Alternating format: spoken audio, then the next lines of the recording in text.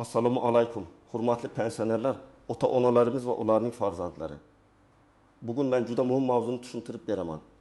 Avgust oyida pensiya va unga bog'liq pullarni o'z vaqtida olish uchun albatta ulgurib bajarish kerak bo'lgan 5 ta ish. Bu ma'lumot har bir pensionerga tegishli, chunki bitta hujjat kechiksa, bitta ariza vaqtida topshirilmasa yoki bank kartasi ishlamay qolsa, odam o'z pulini vaqtida ola olmay qolishi mumkin. Men sizdan iltimos qilaman.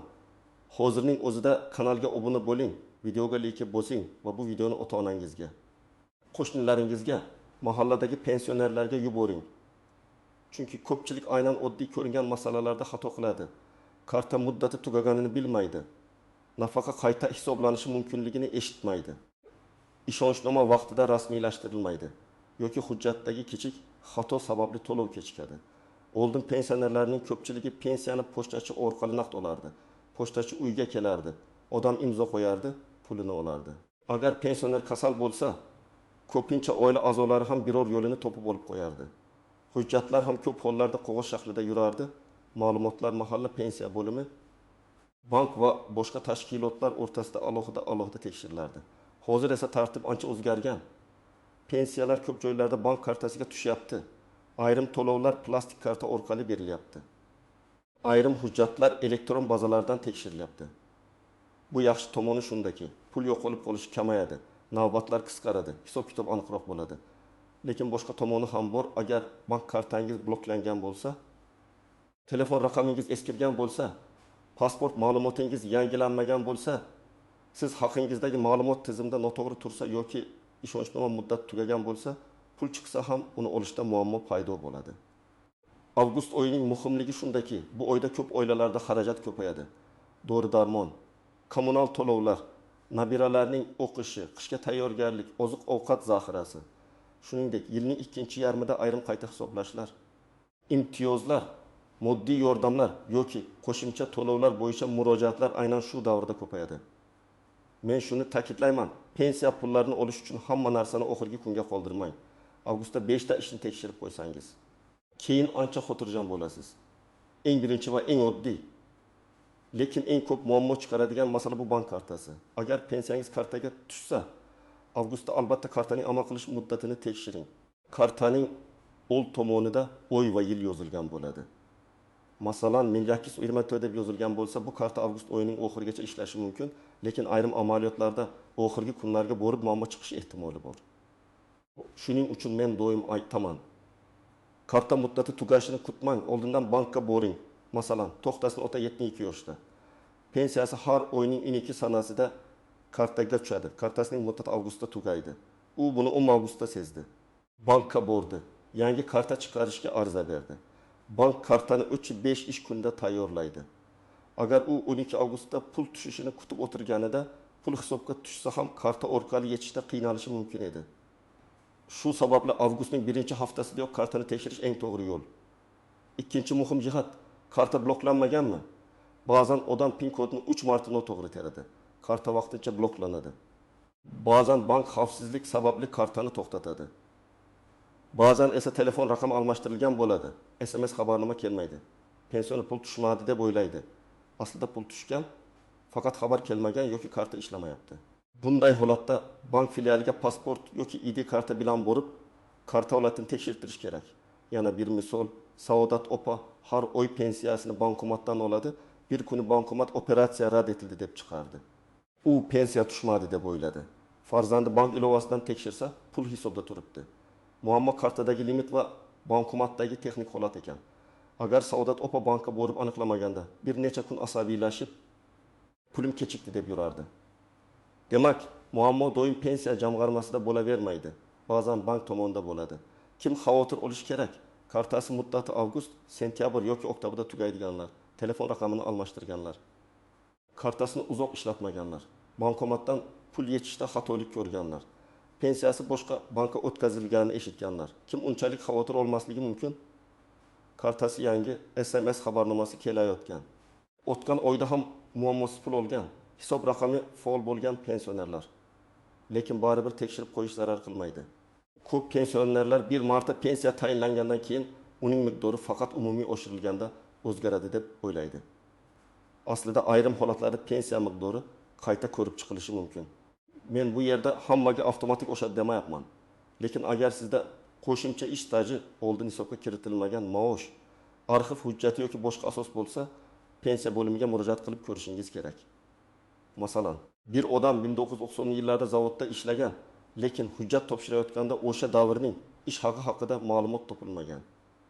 Pensiya eng kam yoki mavjud ma'lumotlar bo'yicha hisoblangan. Keyin u arxivdan ma'lumotnoma topdi. Ma'lum yillarda yaxshi maosh olgan ekan. Agar bu ma'lumot qonuniy tartibda qabul qilinsa, pensiya miqdoriga ta'sir qilishi mumkin. Bunday holatda avgustda ariza berib, hujjatlarni topshirish kerak. Chunki ariza qachon berilgani keyingi hisob kitoblarda muhim bo'lishi mumkin. Yana bir vaziyat, ayol kishi farzand parvarishi davri ish staji kolxoz yoki shirkatdagi mehnati bo'yicha hujjatlarni to'liq bermagan bo'lishi mumkin.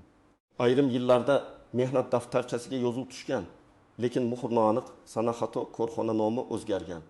Bunday holatda pensiya bo'limi qo'shimcha tasdiqlovchi hujjat so'rashi mumkin. Agar pensioner baribir foydasi yo'q deb yuraversa, ehtimol o'ziga tegishli puldan bexabar qoladi.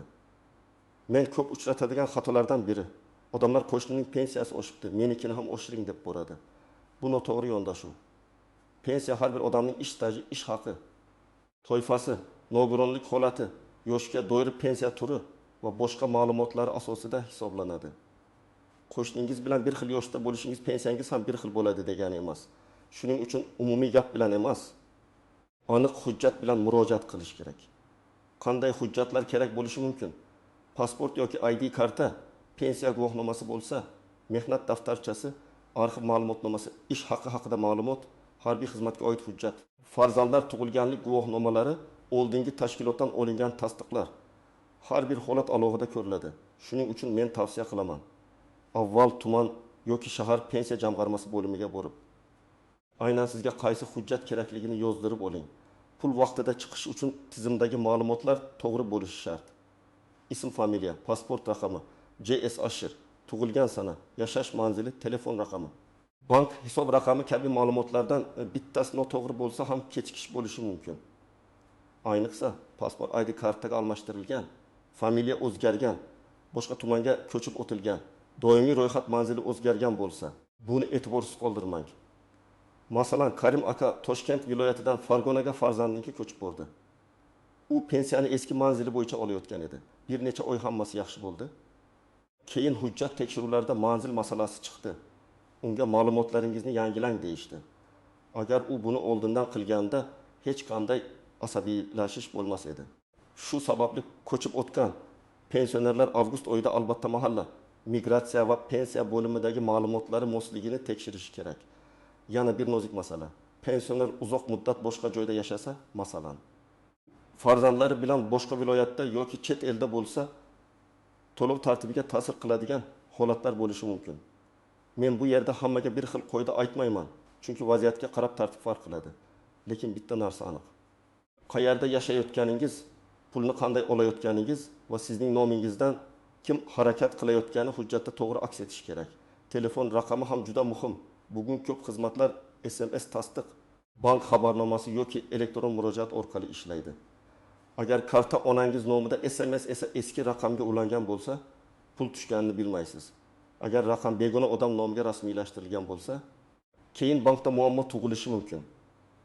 Shuning uchun pensionerning o'zi yoki ishonchli farzandi bankka borib, telefon raqami to'g'ri ulanganini tekshirsin. Ko'p pensionerlar yoshi, kasalligi yoki yurishga qiynalgani sababli pulni o'zi borib ololmaydi. Bunday holatda farzandi, turmush o'rtog'i yoki boshqa yaqin odam yordam beradi. Lekin yordam berish boshqa, huquqiy asosda pul olish boshqa. Agar bank yoki pensiya to'lovi tartibi ishonchnoma talab qilsa, men uning o'g'liman deyish yetarli bo'lmasligi mumkin. Hujjat kerak bo'ladi. Ishonchnoma muddat tugagani ko'pchilik unutadi. Masalan, Penyutel onaxon o'g'liga 1 yilga ishonchnoma bergan. O'g'li har oy pulni olib kelgan. Avgustda bankka borsa, ishonchnoma muddati tugagan deyishadi. Endi onaxonning o'zi notariusga borish kerak yoki notariusni uyga chaqirish kerak bo'ladi. Bu vaqt, xarajat va asab degani. Agar avgust boshida tekshirsa, oldindan yangilab qo'yadi. Ayniqsa, yotib qolgan, nogironligi bor, ko'zi yaxshi ko'rmaydigan, qo'li imzo qo'yishga qiynaladigan pensionerlar bo'yicha masala juda ehtiyotkorlik bilan hal qilinishi kerak. Men doim farzandlarga aytaman, ota-onangizning pulini olayotgan bo'lsangiz. Hamma narsa ochiq va hujjatli bo'lsin. Chunki keyin aka-uka, opa-singil o'rtasida pulni kim oldi, qayerga ishlatdi degan kelishmovchilik chiqishi mumkin. Pensiyaning shaxsiy puli. Uni uning ehtiyoji uchun ishlatish kerak. Dori-darmon, oziq-ovqat, parvarish, kommunal to'lovlar. Bu yerda yana bir muhim nuqta bor. Agar pensioner vafot etsa, uning nomidan kartadan pul yechish yoki to'lovni olish masalasi juda ehtiyotkorlikni talab qiladi. Bunday holatda meros, dafn puli, olinmay qolgan pensiya kabi tartiblar bo'lishi mumkin. Lekin vafot etgan odam nomidan odatdagidek pul yechish keyin huquqiy muammo keltirishi mumkin. Shuning uchun bunday og'ir vaziyatda mahalla foyda yo'q, pensiya jamg'armasi yoki bankdan rasmiy tartibni so'rab harakat qilish kerak. Pensiya faqat oylik puldan iborat emas. Ayrim pensionerlar kommunal to'lovlar bo'yicha imtiyoz, dori-darmon bo'yicha yordam, nogironlik nafaqasi, parvarish puli, yolg'iz keksalar uchun yordam, moddiy yordam yoki boshqa qo'shimcha qo'llab-quvvatlashlardan foydalanishi mumkin. Muammo shundaki, ko'p odamlar o'ziga tegishli imkoniyatni bilmaydi yoki buni faqat tanishi borlar oladi deb o'ylaydi. Men bunday fikrga qo'shilmayman. Agar asos bo'lsa, hujjat topshirish kerak. Masalan, bir pensioner yolg'iz yashaydi. Farzandlar boshqa viloyatda, o'zi dori-darmonga ko'p xarajat qiladi. U mahallaga murojaat qilmasa, uning ahvoli tizim avtomatik to'liq bilmasligi mumkin. Mahalla faollari, ijtimoiy xodimlar yoki tegishli bo'limlar ko'rib chiqishi uchun ariza, tibbiy ma'lumotnoma, daromad haqidagi ma'lumot, yashash sharoiti bo'yicha davlatnoma kerak bo'lishi mumkin. Avgustda murojaat qilsa, qishgacha ayrim masalalarni hal qilib olish imkoniyati ko'proq bo'ladi. Yana bir misol, nogironligi bo'lgan pensioner reabilitatsiya vositasi, protez ortopediya buyumi, aravacha yoki boshqa yordamga muhtoj. U buni faqat shifokordan so'rab yuradi, lekin kerakli komissiya yoki ijtimoiy himoya organiga ariza bermaydi. Natijada oylar o'tadi. Agar avgustda hujjatlarni yig'ib, rasmiy murojaat qilsa, navbat tekshiruv va tasdiqlash jarayoni boshlanadi. Bu masalada erta harakat qilgan odam yutadi. Kommunal to'lovlar masalasi ham dolzarb. Avgustdan keyin kuz keladi, keyin qish, elektr, gaz, isitish, ko'mir yoki boshqa xarajatlar oshadi. Agar pensionerga subsidiya yoki yordam kerak bo'lsa, uni sovuq tushganda emas, oldindan so'rash kerak. Chunki hujjat yig'ish, arizani ko'rib chiqish, tizimga kiritish vaqt oladi. Men amaliyotda ko'p ko'rganman. Odam dekabrda keladi, hozir yordam bering deydi. Lekin ayrim yordamlar uchun oldindan ariza, tekshiruv va ro'yxat shakllanishi talab qilinadi. Endi muhim istisnolar haqida gapiraman. Birinchidan, hamma to'lovlar bir kunda tushmaydi. Bir tumanda pensiya 10 sanada tushsa, boshqa tumanda 15 sana bo'lishi mumkin. Bank kartasiga tushish va naqd tarqatish jadvali ham farq qiladi. Shuning uchun qo'shnim oldi, men olmadim. Demak, meni ro'yxatdan chiqarishibdi deb vahima qilmang. Avval bank hisobini, keyin pensiya bo'limini tekshiring. Ikkinchidan, bankomatda pul bo'lmasa, bu pensiya tushmadi degani emas. Bankomatda naqd pul tugagan bo'lishi mumkin. Boshqa bankomatdan, bank kassasidan yoki karta orqali to'lov qilib ko'rish mumkin. Ayrim pensionerlar bankomatdan faqat bitta urinish qiladi. Xatolik chiqsa, darrov pulim yo'q deb aytadi. To'g'ri yo'l, balansni tekshirish. Bankka qo'ng'iroq qilish yoki filialga borish. Uchinchidan, hujjatdagi ism, familiya farqi katta muammo bo'lishi mumkin. Masalan, mehnat daftarchasida O'g'loy, pasportda O'g'loy, arxivda esa O'g'loy deb yozilgan. Bu oddiy apostrof yoki harf farqi bo'lib ko'rinadi, lekin hujjat tasdiqlashda savol tug'diradi. Shuning uchun eski hujjatlarni ko'zdan kechiring. Agar farq bo'lsa, tegishli tartibda ma'lumotnoma, tasdiq yoki sud orqali aniqlashtirish talab qilinishi mumkin. To'rtinchidan, birovning maslahatiga ko'r-ko'rona ishonmang. Menga falon odam aytdi, hammaga qo'shimcha pul berilar ekan. Avgustda bo'lmasang pensiyang to'xtar ekan. Bank kartani almashtirmasang pul kuyar ekan degan gaplar ko'p yuradi. Har bir xabarni rasmiy manbadan tekshiring. Pensiya jamg'armasi bo'limi, bank filiali, mahalla, davlat xizmatlari markazi yoki rasmiy telefon raqamlaridan so'rang. Men sizga qo'rqitish uchun emas, tayyor turish uchun gapiryapman. 5-dan, firibgarlardan ehtiyot bo'ling. Pensionerlarga qo'ng'iroq qilib, pensiyangiz oshdi, kartangiz raqamini ayting, kod keldi, aytib yuboring. Pul tushish uchun SMS kod kerak deydiganlar bor. Hech qachon karta raqamini amal qilish muddati CVV kodi, SMS kodini begona odamga aytmang. Pensiya jamg'armasi yoki bank xodimi sizdan SMS kod so'rashi kerak emas. Agar shubhali qo'ng'iroq bo'lsa, telefonni qo'ying va O'zingiz bankning rasmiy raqamiga qo'ng'iroq qiling. Endi men sizga aniq reja beraman. Birinchi qadam, bugun hujjatlaringizni bir joyga yig'ing. Pasport yoki ID karta, pensiya hujjatlari, bank kartasi, mehnat daftarchasi, arxiv ma'lumotlari, nogironlik hujjatlari, tibbiy ma'lumotnomalar, ishonchnoma bo'lsa uning nusxasi. Bularni bitta papaga solib qo'ying. Farzandlaringizga ham qayerda turganini ayting. Ikkinchi qadam, bank kartangizni tekshiring. Amal qilish muddatiga qarang, SMS xabarnoma kelayotganini ko'ring, balansni tekshiring. Agar karta muddati yaqinlashgan bo'lsa, bankka boring. Bankka borganda pasport yoki ID karta oling. Agar o'zingiz bora olmasangiz, bankdan ishonchnoma bo'yicha tartibni so'rang. Uchinchi qadam, pensiya jamg'armasi bo'limiga yoki tegishli idoraga murojaat qilib, pensiyangiz bo'yicha ma'lumotlarni tekshiring. Savolni aniq bering. Mening pensiyam hisobida ish stajim to'liq kiritilganmi? Qo'shimcha hujjat topshirsam, qayta hisoblash imkoniyati bormi? Ma'lumotlarimda xatolik yo'qmi? Agar og'zaki javob yetarli bo'lmasa, yozma ariza bering. Arizada ism familiyangiz, pasport ma'lumotingiz, manzilingiz, telefon raqamingiz va so'rovingizni aniq yozing. 4-qadam, mahallaga boring yoki mahalla raisi, hokim yordamchisi, xotin-qizlar faoli ijtimoiy xodim bilan gaplashing. Agar yolg'iz yashasangiz, sog'lig'ingiz yomon bo'lsa, dori-darmon xarajatingiz ko'p bo'lsa, kommunal to'lovlarni to'lashga qiynalayotgan bo'lsangiz, buni ayting. Uyalaman deb jim yurish kerak emas. Davlat yordamlarining maqsad aynan ehtiyojmand odamga yordam berish. 5-qadam, agar pulni sizning o'rningizga boshqa odam olayotgan bo'lsa, ishonchnoma muddat tekshiring.